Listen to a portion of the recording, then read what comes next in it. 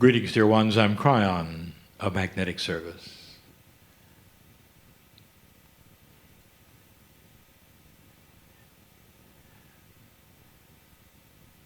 We've spoken to you so many times about the beauty of who you are.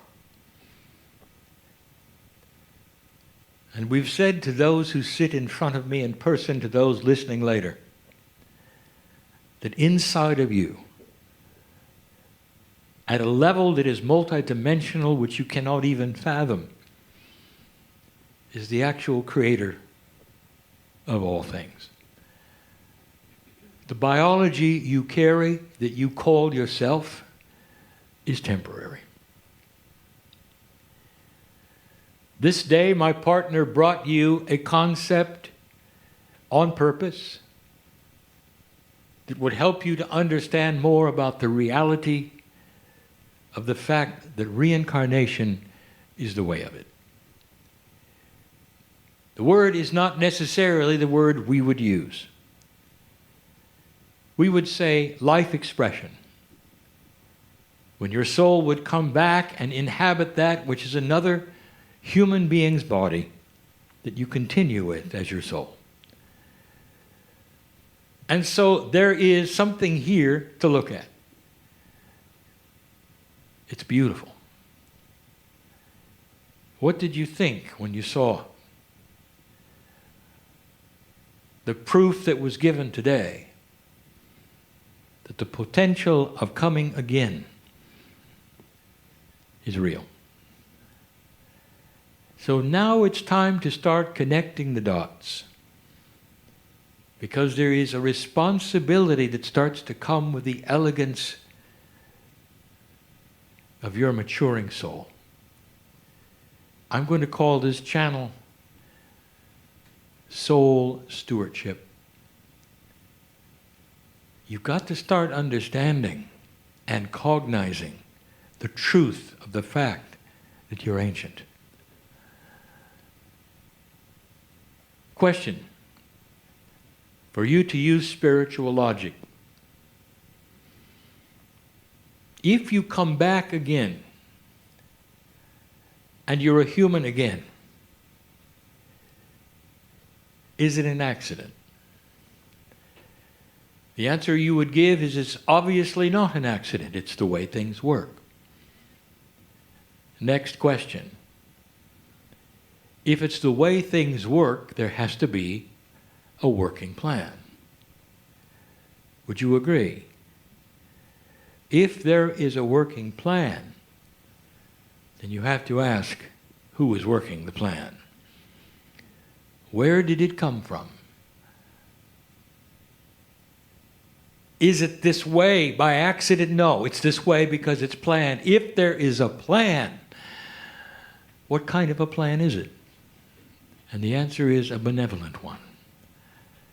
One that knows who you are. The thing that we have approached before that is so difficult for you. A question was asked this very day that my partner could not answer, and so I will. What is the distance of time from the death of the human being that has your soul to the time when you will come back and inhabit yet another body with the same soul? What's the distance of time in reincarnation? And this is where it gets good.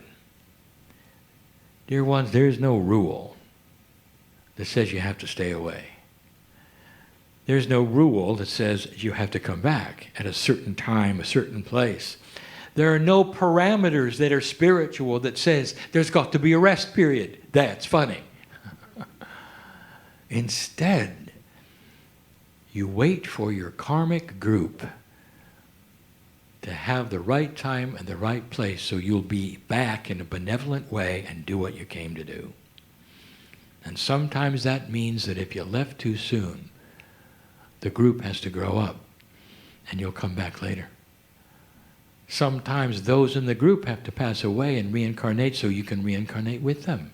Your time frame, therefore, is dependent upon what happens on the planet, not on rules. Now, I want you to analyze this for a moment, because this is a benevolent plan. It is not one that adheres to certain kind of spiritual doctrine that says this must be and this must be. It is one that celebrates the soul's returning to the planet. Now this is all starting to shift. It's all starting to change. The shift that we have talked about, that my partner teaches, is real. I am here, talking to you in this way, in this channeling way, because of the shift. There would be no Kryon if you didn't make it. And yet I came in 26 years ago, before the potential. And the reason for this is we could see the wild cards in progress. Those who will notice that I showed up just about the time that the largest wild card occurred. And that is the fall of the Soviet Union. That really took the energy out of World War III. There are still those, even after it didn't happen, that are trying to rekindle the idea of another war. So invested in an old energy that for eons ramped itself up to go to a certain ignite point. And it's something that they say has to happen, and yet it didn't. Dear ones, the shift is real. And with the shift comes many things that my partner has discussed, but not this one. Soul stewardship. For the first time, dear ones, you start to cognize, to understand the system. I would like to explain something to you. An old system of unawareness has you reborn into the planet to start over.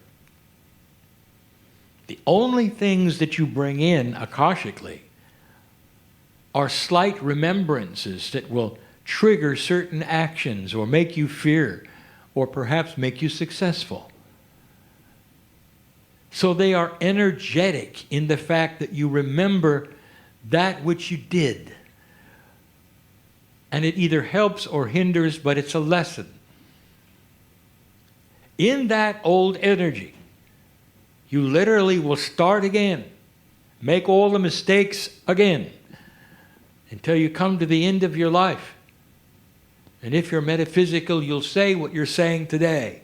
This is my last time, you will say. And of course it won't be. But you're tired, because you had to go through it yet again. Dear ones, the shift has changed it all. The very paradigm of soul return is going to carry different attributes. Don't be shocked when I tell you that these attributes are going to be greater awareness, more benevolence, a more mature and elegant countenance. Listen to this. We've said this before, but it's time you really understood it. Karma is no longer needed. It worked in the past, but it is a blind energy of unfinished business. It's not elegant. It simply pushes and pulls. It is responsible for so many things that you see, perhaps you didn't even understand. Why would you have families of generations of firemen, of policemen? Because they have done it, they've come in again, their karma is to continue it. They know it so well that they fit into the groove. Their parents did it, they'll do it, their sons will do it. This is karma. Other kinds of karma is blind energy that will push and pull unfinished business, where you'll go someplace and do something to accomplish a goal. A goal that seems to be something you must do. You're driven and nobody can figure out why. Or to make things right. Or to do something that is something you tried and failed in a past life, and here you come to do it again and make it work. That's karma. And we told you, you don't need it. 26 years ago, the first communication, we said, this is an old energy system and you no longer need it. We said instead there's going to be a more elegant system of remembrance. Instead of a blind system of energy, there's going to be a wonderful, elegant system of remembrance. Let me tell you about what happens to every old soul that is listening to this and in this room. All of you. My partners included. All of you. There come a time when you will leave this planet appropriately. And when you do, the time of return will completely be dependent on those things around you and those that you have chosen to be with the next time. And when you arrive, dear ones, literally, at the birth canal, the first breath, there is going to be a feeling in every cell that says, I'm back.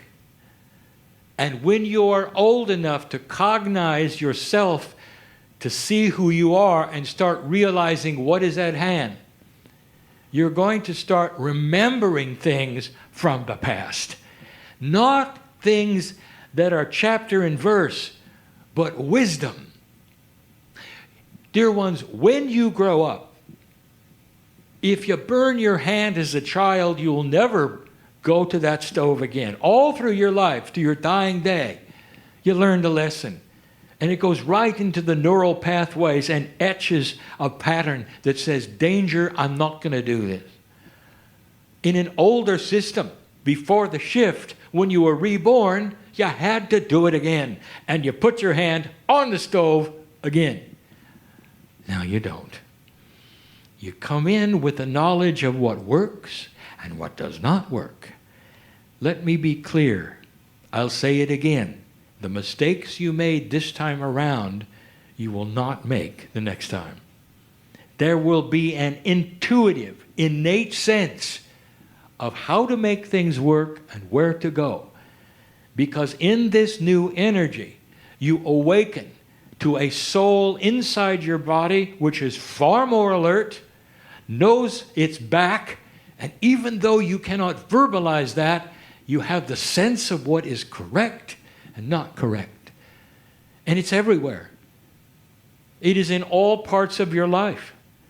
It is in relationships. It is in business. And you'll feel an appropriateness or a non-appropriateness. You will be joined by other old souls slowly who feel the same thing. There'll come time when a population starts to grow in this manner because of the shift. They may not be spiritual. It doesn't matter. Because they are starting to awaken and remember what works and what doesn't. And that is why I will tell you again that after this shift, the generations to come will not create war. Because they know what doesn't work. Up to this point, every time you came in, you started over. History repeated itself because the generations didn't learn anything. Not really. You're never old enough. You die too soon. If you had lasted 200 years, you'd have known better. You would have seen it. You would have remembered it. But you don't. And therefore, one generation comes in without the knowledge or the wisdom of the last and repeats that which you did before. That is all stopping now. Old souls who return are going to start feeling a responsibility for stewarding their soul. Now here's where it gets good. I told you that in the cave of creation, you pick up the information that you had before that was Akashic, and then you come in again and you continue. What I didn't tell you was this, that all the things you do on this planet have a cumulative effect on the planet. Every lifetime you'll have from now on, because of this new responsibility, will go back into the cave of creation when you leave and be picked up when you come back, and all of it affects the crystalline grid. If you are wise enough to start stewarding that which is your higher self, your soul, you'll start understanding that what you do stays, goes into the planet, becomes part of all things. An individual who stewards their soul now and later, this will be the intuitive part of the new human. The new human will recognize there is a plan of return. Will recognize that a return means you pick it up and you go from there. Compassion has always been the key. A more elegant kind of living is one where you start etching new patterns, not only for your lives to come, but for your children. For they start to pick up the patterns that you show. You know this. This gets right down to how you live. And we say it again to all of you. Right now, how do you feel about others around you in this society? Common things. How do you feel? In a very linear way, you go to a very high-quality restaurant, you dress up. You know that it's going to probably be costly, but you're ready for it because you're there. And in comes a server. I want to ask you, who are they to you? When you look at them, first glance, old soul, oh elevated one, who are they? There'll be some who will say, well, the scenario today is I am important and they are serving me. And so I will treat them accordingly. They're the servers, I'm the servee. This is the energy you were taught. This is the energy that prevails in a linear fashion. This is what is expected, even by the one who is serving. But an elegant old soul who knows how things work and is stewarding the soul emotion, that which gets etched into the crystal, into the planet, will see that server just like them. And the server has the peace of God which is just as beautiful as yours. And there is no separation, even for the elegance of the dinner or the cost of it. The server then becomes part of the family. You can even imagine the server sitting down at the table and enjoying the meal with you. This is a minor example of what we're speaking of. How you see others, forgetting the scenario completely of status, of gender, of age, where you can look at every single human and see that they're stewarding their soul too. And together you see the commonality of the love of God in each. I'll tell you something you'll think will be funny, but if you do this, your meal will taste better. This is the way of it. It is a new paradigm for humanity that is going to start to occur naturally, especially to the old souls who return and remember what doesn't work and what does. And the key has always been, can you see God in others, no matter what they're doing with you? It goes in reverse.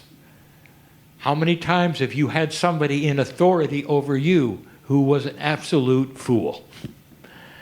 And you can say, that's normal. What if it is normal? Can you see the God in them? Can you bless them in their foolishness? Can you smile anyway? Can you see a bigger picture of what all are learning and yet do your job in a way that honors them, even in their foolishness? Without spite, without anger. I'm talking to somebody who needs to hear this. In relationships that don't work, and sometimes you feel are endless and you're stuck there, I will tell you what changes that is when you start to see the God in the other one, if you can.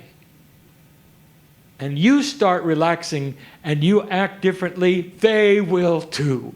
Because there is a benevolence in the system that asks for and will create harmony if you take the first step. This is new. In a lighter earth, one that has more potential, more energetic light than any other time, you're going to see more benevolence. You're going to see systems that work better if you will allow it and steward your soul. Because what you do from now on sticks in a way that never has before. The alliance you have with Gaia is closer than ever before. Believe me, you're going to pick up what you reap the next time around and the next time. And you'll know it. And that is why, dear one, the entire persona of human nature, the attributes that you think are human nature, are going to begin to shift. It's going to happen worldwide. It doesn't matter if you're spiritual or not. Wisdom is wisdom. Light and dark are the same for all. And when you arrive in a brighter, lighter earth and take on more wisdom, even if you're not spiritual, some things will start occurring to you that are very mature. Some are already seeing it in the children in a very minor way. They are different because they sense a feeling of knowing what works and doesn't. We have talked about this before. So stand by, because you will someday be one of those children who will then fight the society in your wisdom and your ways. But you won't be alone. Because more and more old souls will have this, the feeling that there is more, that you're responsible for something grander than yourself. The whole planet. And you will start stewarding your soul. This is the message of the day. It's a beautiful one. You see, there is a system. And the system is one that loves you. The human that you are is blind on purpose to the things around you which are grander than you. That is also part of the system. So that you will have real free choice. Not a choice that is battered by karma, but a choice to move in the direction that you feel is correct, based upon the wisdom you have as you walk on the planet. And that, my friends, is going to make a big difference. Some of you are already starting to feel these shifts and these changes. As I leave, I say, I want you to know that you are eternal. The death has no sting. You're always going to be back. You wouldn't miss the party. But this time, the party will be grander. Because you'll remember what to do and what not to do. And so it is.